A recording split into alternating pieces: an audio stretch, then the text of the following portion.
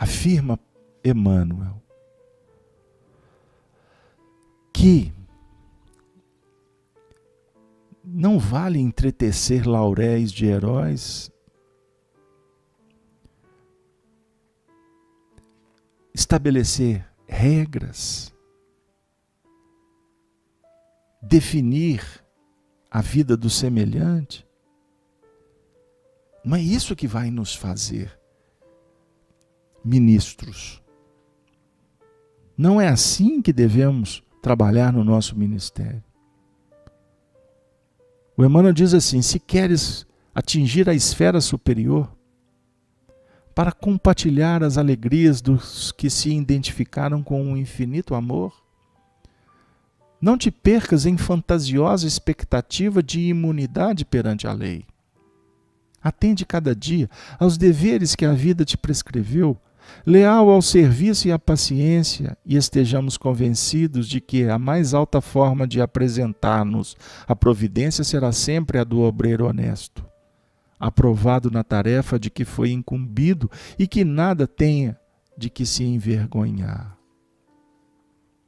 É trabalhar com o coração, é trabalhar com espontaneidade, sem especulações, sem articulações, sem política, sem inquietações, porque não é assim que devemos trabalhar o nosso ministério. Nós precisamos trabalhar dedicados ao ensino a nós mesmos. Para isso nós precisamos de conhecer quem somos. Educação é uma arte. Allan Kardec, no prefácio de uma das suas obras, quando ainda assinava Hippolyte Léon Denisard Rivaio, no ano de 1832, afirmara que a educação era a obra da vida dele. Kardec, como discípulo de Jesus, percebeu a importância do ministério.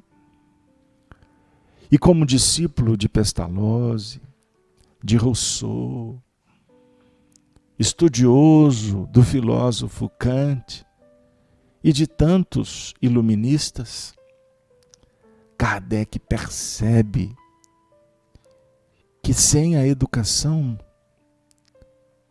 sem uma metodologia que propõe a evolução, o homem não pode ser feliz. Ele escreve no comentário da questão 685A de O Livro dos Espíritos, na Lei de Trabalho, que é um texto muito conhecido no meio espírita, que vale a gente reler agora. Kardec diz assim: há um elemento a que se não tem dado o devido valor, e sem o qual a ciência econômica não passa de simples teoria: a educação. Não a educação intelectual, mas a educação moral. Pois na época a discussão tratava a educação sobre vários aspectos, inclusive sobre as questões sensitivas ou sensualistas. Ele está trabalhando que, no sentido da intelectualidade, que deve se abrir para o saber, para a sabedoria, que traga consequências do desenvolvimento moral, virtude, princípios que trazemos e que estão sendo desenvolvidos pela natureza humana. Porque nós não somos frutos do pecado, como alguns positivistas trabalharam durante muito tempo. Algumas teologias se arrastaram por mais de 1000 anos, definindo que nós precisamos de nos consagrar, de receber uma graça que venha de fora para nos tornar virtuosos e atingirmos a plenitude. Não é bem assim. Foi importante essa análise lá, mas agora não é mais. entender que a nossa natureza, ela é pura.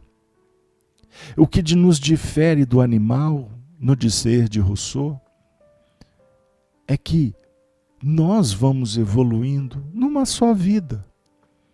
O animal será o mesmo durante a sua caminhada, porque ele não é dotado de razão. Não a educação intelectual, mas a educação moral.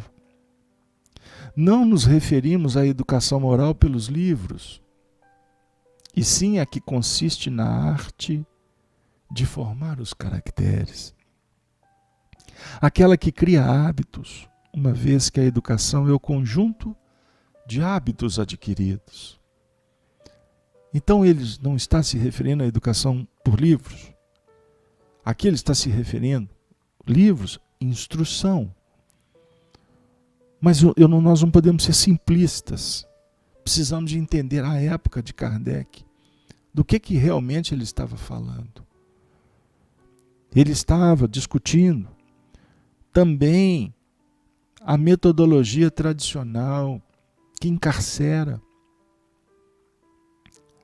Ele está definindo a moral como o resultado de hábitos adquiridos que vão fomentando em nós um entendimento mais amplo da nossa destinação espiritual.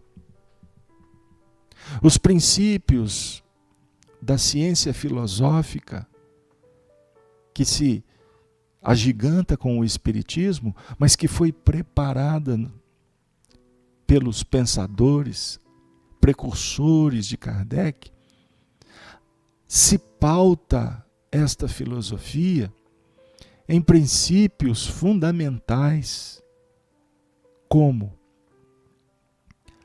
a existência de Deus. Não o Deus da teologia tradicional. O Deus imanente que está em toda parte, o Deus onisciente, o Deus justo, o Deus previdente, o Deus amor, que está sendo, na verdade, percebido ou sentido à medida em que nós vamos desenvolvendo os nossos potenciais. Não queira intelectualizar a ideia de Deus, que tu não vai chegar em lugar nenhum. Mas quando você vai se agigantando, vencendo os seus limites, dentro desses princípios da liberdade, nós vamos concebendo o Senhor, porque vamos nos sentindo felizes. O cérebro funciona trazendo aspectos de bem-estar quando atingimos as metas. Então vamos usar uma expressão coloquial aqui bem objetiva para a gente tentar traduzir o pensamento. E o princípio fundamental da existência de Deus, que não é apenas uma crença razoável, a crença do acreditar no inconcebível, mas confiar